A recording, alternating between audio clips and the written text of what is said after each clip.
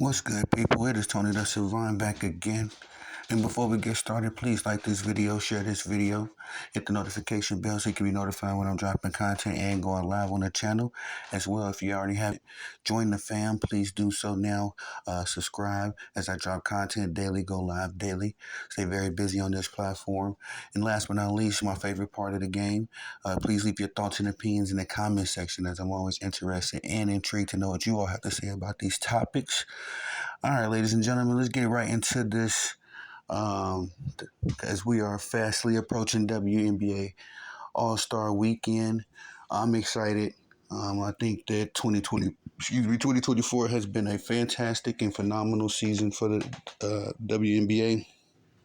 The numbers are still a little funny, as the WNBA has been operating at a loss for quite some time. But as far as excitement, popularity, attention, I think that it's getting back to what it used to be, back when the WNBA had its, peak in relevances and all that kind of stuff. We got to attribute that a lot to Caitlin Clark, but as we can see in this visual, the WNBA is full of stars, phenomenal talent across the board, and the parity is pretty good as well.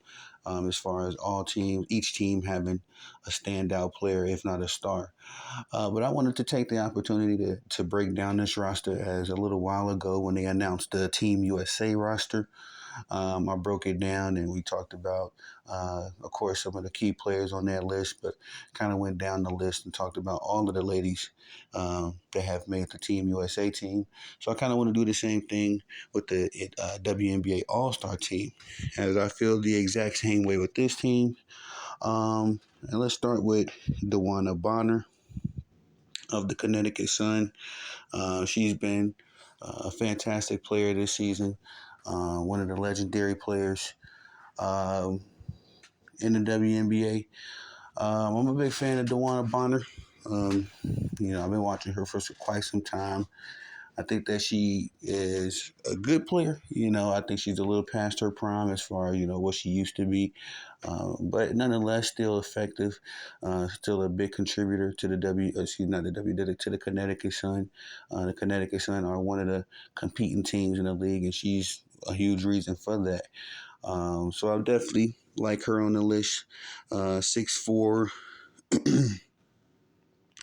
14-year veteran. This is her sixth All-Star appearance. We got next Aaliyah Boston, another one of my favorite players. I've said this several times about Aaliyah Boston. She is the player, the athlete of this particular year that has gained my respect the most. As I was familiar with Aaliyah Boston's work in her, college days, and a little bit of what she did in her rookie campaign, but I think she's certainly taken the next step forward in her progress and her improvement, as she has just been a standout, a thing there, superstar for the Indiana Fever. Now it kind of goes under the radar because she plays with probably the most popular basketball player on the planet Earth right now, in Caitlin Clark. But Aaliyah Boston is no bum. And actually, this is her second year in the league, and this is her second All-Star appearance. So 2 for 2, just an impeccable resume already for the young lady, the sophomore for the Indiana Fever, the former number one pick as well. Big fan of Aaliyah Boston. I've been singing her praises a lot lately. Next, we got Caitlin Clark herself, the phenom from Iowa.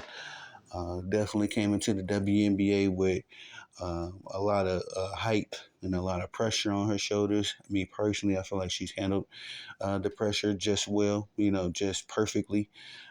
She doesn't feed too much into the media hype, and they try to bait her into saying certain things and stoking up certain unnecessary tensions. But Caitlin Clark always answers things in a way where she remains a good role model, for the younger generation, but also keeps everything firm and in perspective. I've said this several times, like I was saying, Aaliyah Boston's praises, that I really can appreciate Caitlin Clark's game. She plays a lot like I did back in my playing days with that fire. Of course, I was, a smaller guy, so the 3-point shooting, the long range ball I relate to, but not just that, her ability to pass and also create on her drives to the rim when she does elect to take a mid range or layup.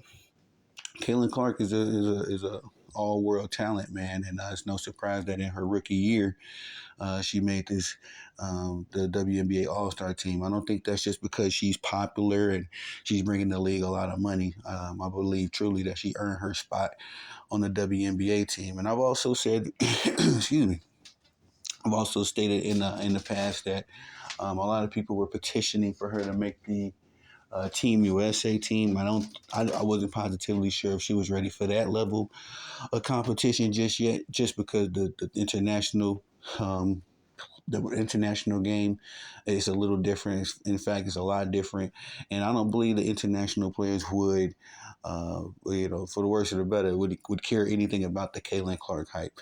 The WNBA players take a lot of flack, because they play Caitlin Clark hard.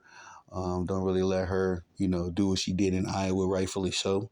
But I think it would be 10 times worse in the international game. They would definitely be hunting Caitlin Clark. But nonetheless, I like her on the All Star team.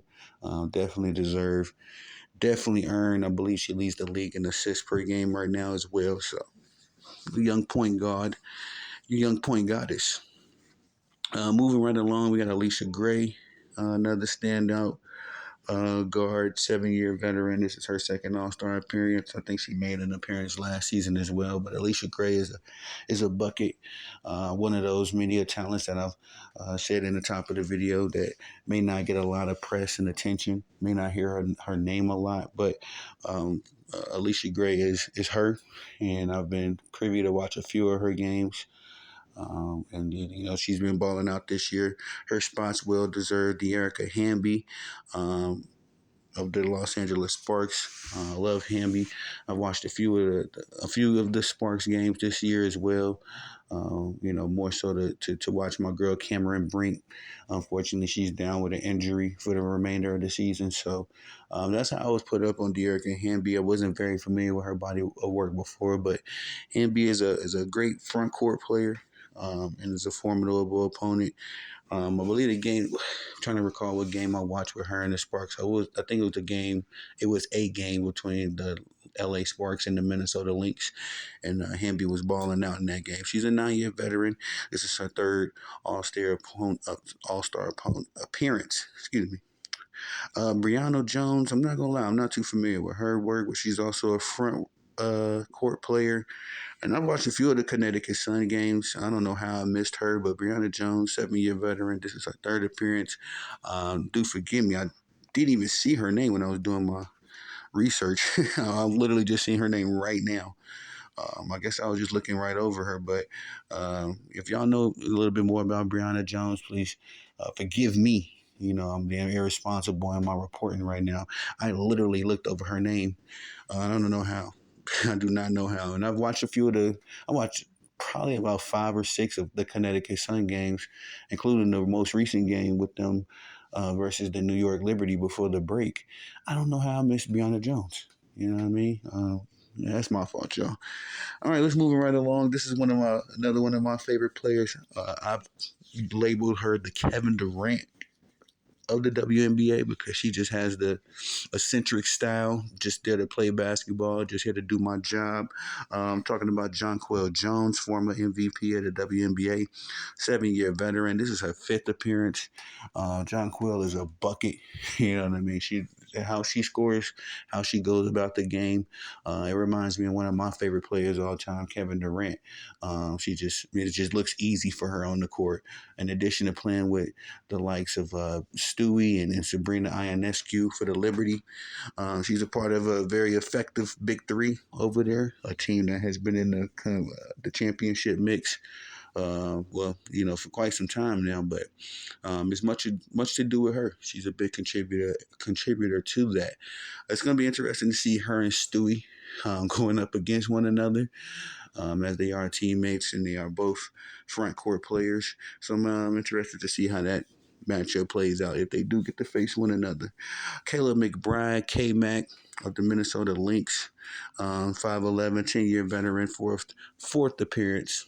She is a flamethrower herself, right in that same ilk with Sabrina Ionescu and Kaylin Clark. You may not hear her name a lot. I believe Kayla McBride is also the three-point leader. If not, she's leading in some three-point category statistics. But I'm a big fan of her as well. She's a bucket. Only thing about Kayla McBride that I do have some criticism for, her shot kind of comes and goes. And when she's cold, she's cold. But I think that's the rule of thumb of all shooters. But glad to see her in this competition. It's going to be cool to see her and Caitlin Clark chugging up some threes. They may, if they're both hot, this game could give. I'm gonna say it like this: if Kayla McBride and Caitlin Clark are hot from the threes, this is gonna be a very competitive game. I got Team USA winning this game, at least by 8 to 10 points. But let Caitlin Clark and this young lady here, Caleb McBride, get hot. It's gonna be a movie, man. It's definitely gonna be a movie. Nika Ongukame. Hoping I'm saying her name right, but I'm very familiar with this uh, standout talent's work. She's a 12-year veteran, been around the league quite some time, for 9 years. I remember watching Nika on when she played for the Sparks. That's how I became a fan of her. But she now plays with the Seattle Storm. Savvy veteran, easy, gets to her spots, can still get a bucket whenever she wants. Big fan of Nika. Kelsey Mitchell, Indiana Fever, the other guard, the other half of the backcourt of her and Caitlin Clark for the Indiana Fever. Kelsey Mitchell is a spark. She can get hot. I don't really care for Kelsey Mitchell shooting, as she has been cold this first half of the season, at least these last stretch of games for the Indiana Fever. I don't really care for her shooting, but when she's hot, and she has a very uncanny ability to get to the basket and finish at the basket as well. So I'm glad to see the big three for the Indiana Fever. Kelsey Mitchell, Aaliyah Boston, and Kaylin Clark all made it to the WNBA All-Star game, as I'm a big fan of all of these young ladies individually, and I love what they're putting together out there in Indiana. I'm on the record with saying that Indiana have a very funny style of a very inconsistent style, but they win with that style and they also lose with that style. Sometimes they go, they work through Aaliyah Boston, in the paint, and between her and Nalissa Smith, they do the inside out thing.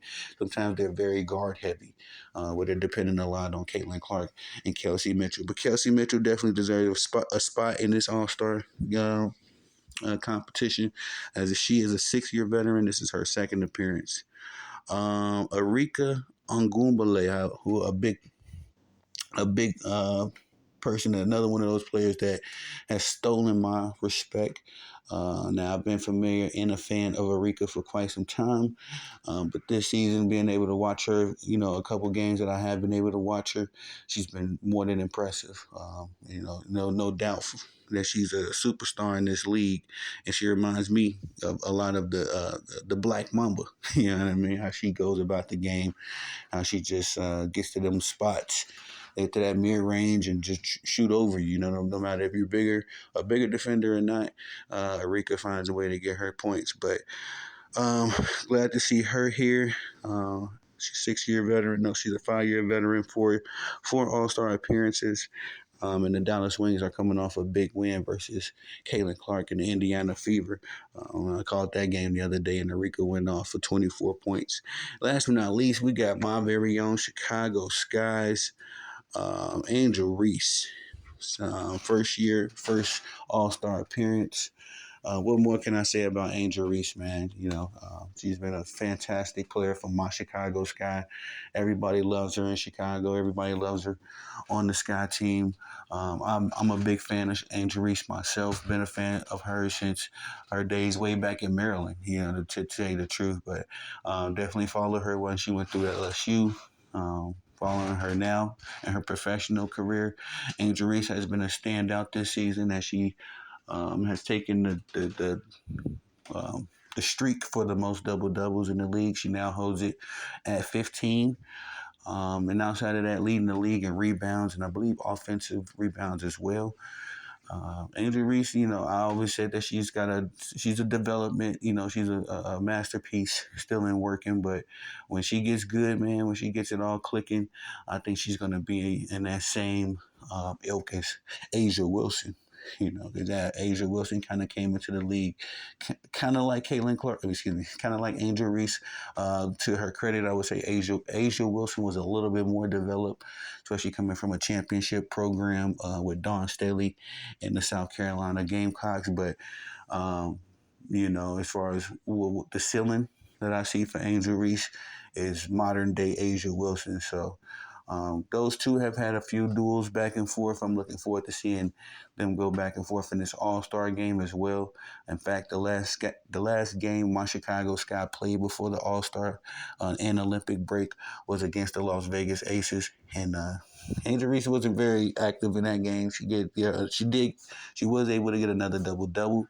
I believe she had 17 for the season, but it wasn't much of a back and forth with her and Asia Wilson as much as it was the first time I believe they matched up. But um, yeah, and I've said this before. I'm excited to see Angel Reese and Caitlin Clark on the same team. As long as we've known them both, they've been facing one another. They've been rivals and just having some friendly competition. If it was nothing more than that.